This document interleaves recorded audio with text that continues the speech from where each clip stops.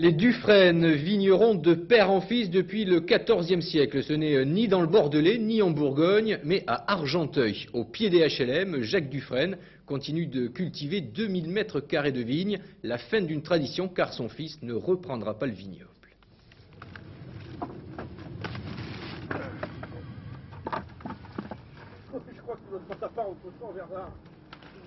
Je suis sur le bord des 70 ans, c'est déjà pas mal.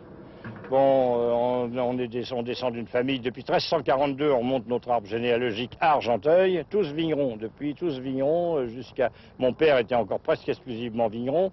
Moi, après ça, on s'est reconverti surtout dans la culture fruitière. Et puis, je maintiens juste un petit carré de vigne pour maintenir la tradition qui est encore une vigne à Argenteuil. C'est pas la foire, hein, ici. Chez les Dufresne, le vin, c'est une affaire de famille. Jacques, le petit dernier, manie le sécateur depuis son plus jeune âge, par passion, par tradition.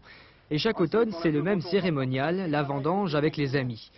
Les histoires de vignes et de vignerons, il les connaît par cœur et toujours, il parle avec nostalgie de la grande époque.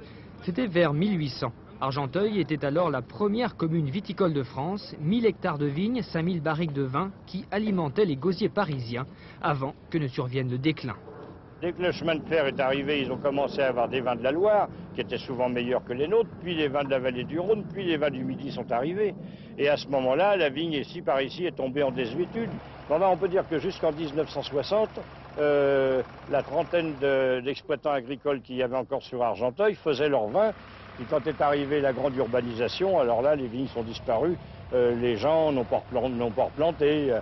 Seul Jacques Dufresne a su défier le béton. Et quand le raisin prend la direction du pressoir, un parfum d'exotisme plane sur Argenteuil. Il est pas bien. Il est sucré, il sera bon. Les caractéristiques de votre vin, quelles sont? C'est un vin blanc sec qui rappelle un bas muscadet ou un vin de la Meuse. Certains vins de la Moselle ou des bas muscadets, hein, pas des bons, des gros plans un peu, vous voyez. Parole de vigneron, la cuvée 92 s'annonce abondante, plus de 500 bouteilles. Un vin, n'en déplaise aux curieux, exclusivement destiné à sa consommation personnelle.